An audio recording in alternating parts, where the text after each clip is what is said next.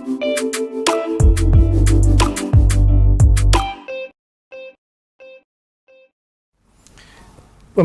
kembali lagi di Ngopi bersama Asep Tapip ya. Tetap di PJTP Jabar Pisan. Kita lanjutkan ya. Tadi kita bahas Idul Fitri, kita bahas mudik. Nah, satu lagi ya. Setelah di momen Idul Fitri itu, nah di kita lagi-lagi di Indonesia itu punya istilah dan kegiatan yang memang tidak ditemukan di negara lain. Tapi ini luar biasa positifnya. Karena ini juga dilahirkan dari pikiran-pikiran ulama terdahulu tentang persatuan dan kesatuan bangsa ya. Ada yang disebut dengan halal bihalal. Sepertinya ini bahasanya sih bahasa Arab kelihatannya. Halal itu bahasa Arab, bi juga bahasa Arab. Halal bihalal. Jadi halal dengan halal gitu. Nah itu coba secara bahasa gimana ya? Ya halal bihalal itu kan kebiasaan tuh yang ada di Indonesia. Pernah ke luar negeri kan? Pernah. Nah, ketemu kan dengan halal bihalal di sana? Mereka bingung gitu kalau apa itu halal bihalal. Nah, coba jelaskan. Jadi emang istilah ini memang khas Indonesia ya, khas negara kita karena kalau kita tanya ke orang Arab sendiri mungkin mereka bingung gitu. Apa itu halal bihalal itu tidak dikenal di dalam grammar bahasa Arab nggak ada. Nah, sorobnya tidak dikenal lah. Nah, ini kan sebenarnya budaya ya di kita yang yang diciptakan oleh para ulama kita bagaimana agar memaknai Idul Fitri ini ya dengan hal saling memaafkan lah di kita ya. Saling menghalalkan. Saling memaafkan. Ini terkait dengan hakul adami sebetulnya. Ya kalau kemarin misalnya sebulan itu mungkin hakullah ya, lebih besar kepada hubungan dengan Allah ya ibadah. Nah mungkin sekarang hakul adami. Jadi ada hak-hak kemanusiaan ya yang harus dihalalkan, yang harus direlakan. Jadi jangan sampai ada misalnya masih ada rasa dengki ya ataupun rasa iri ataupun hasud lah di dalam diri kita kepada sesama manusia ya, karena itu akan hak adam itu memang akan terbawa ya ke akhirat itu akan terbawa. Misalnya termasuk masalah hutang ya. Kalau misalnya kita dengan Allah kan hubungannya kalau kita minta ampunan gitu kan, kemudian Allah diampuni selesai gitu. Kemudian ada utang piutang selesai. Tapi kalau dengan manusia ini harus diselesaikan dengan sesama manusia. Nah oleh sebab itu di momen Lebaran ini kita sesama manusia ini harus saling meleburkan, harus saling menghalalkan. Jangan ada lagi ketersinggungan ya ataupun rasa dengki, hasud ya gitu. Jadi kita maafkan, kita ikhlaskan ya dengan sesama seluruh manusia. Baik itu dengan keluarga kita ya, kemudian juga dengan tetangga, dengan saudara kita, bahkan dengan orang-orang non muslim sekalipun ya. Kita bisa membangun ya silaturahmi ini bukan hanya dengan sesama kaum muslimin ya. Karena Islam itu adalah rahmatan lil alamin.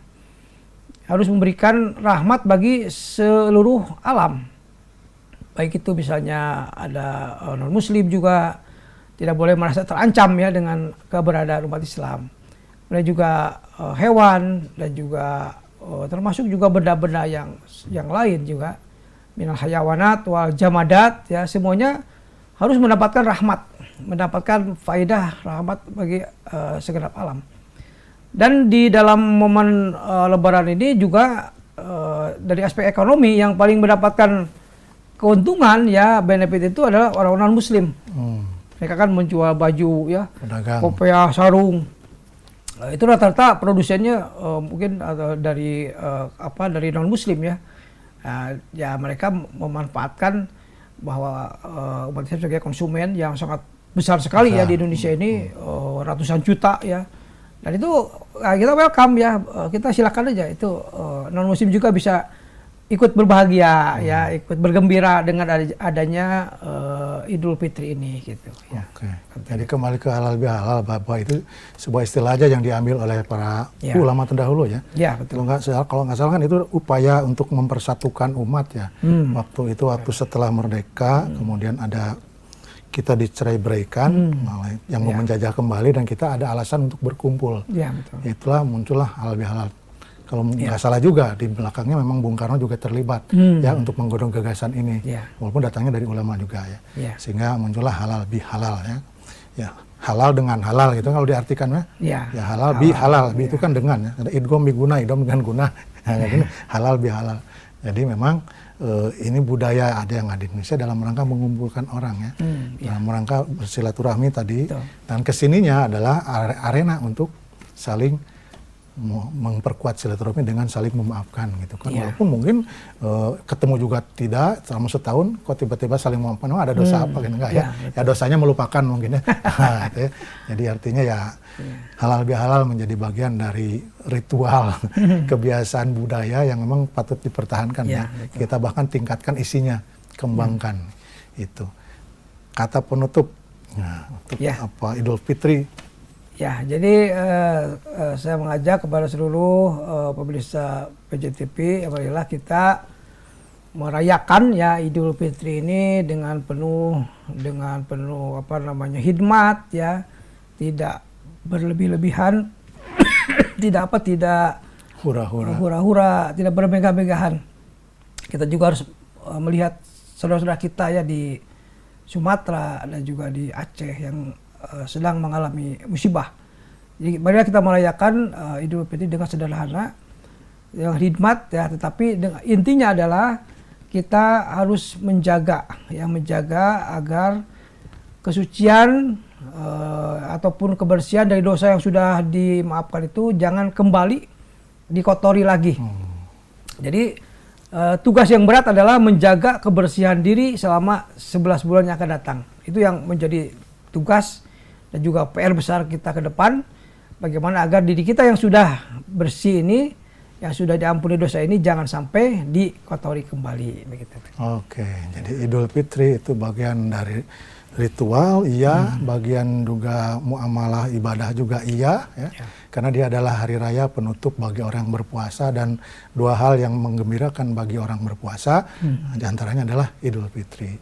Kalau hari-harinya maghrib berbuka tiap harinya, tapi kalau yang Idul Fitri berbuka untuk sebulan itu dan kembali ke berbuka dan kembali ke fitrah. Maka ada satu kata kunci tadi dari kebiasaan bangsa Indonesia yaitu mudik. Maka maknanya mudik tidak sekedar mulih ke udik, pulang ke kampung, tetapi jadikanlah mudik ke jati diri. Nah, kalau kemarin selama 11 bulan terkontaminasi dengan berbagai haliah-haliah dunia gitu kan. Nah, momen Idul Fitri inilah setelah sebulan digodok, dibersihkan, disucikan, maka kita kembali ke jati diri yang fitrah, jati diri manusia yang bersih seperti bayi yang baru lahir kan gitu ceritanya. Jadi Idul Fitri itu kembali ke kesuciannya seperti bayi yang baru lahir, yang belum ada dosanya. Nah, mudah-mudahan kita betul terlahir untuk bersih dan bisa mempertahankan tadi kata Pak Muhsin, yang berat itu mempertahankannya. Ya, sama pengalaman saya sebagai pemimpin di organisasi juga, ketika membangun itu paling mudah, tapi mempertahankan bangun yang kita bangun itu yang paling susah. Anak raja makan siri di atas nampan. Sekian saja, terima kasih. Bila ada yang salah mohon dimaafkan. Bila ada jarum yang patah, jangan simpan di dalam peti. Bila ada yang salah, jangan simpan dalam hati. Bila ada yang jarum yang patah, jangan simpan di lemari besi. Bila yang salah, jangan lapor polisi. Bibir di kulum tersenyum lemah. Assalamualaikum warahmatullahi wabarakatuh untuk semuanya. Sampai jumpa episode berikutnya.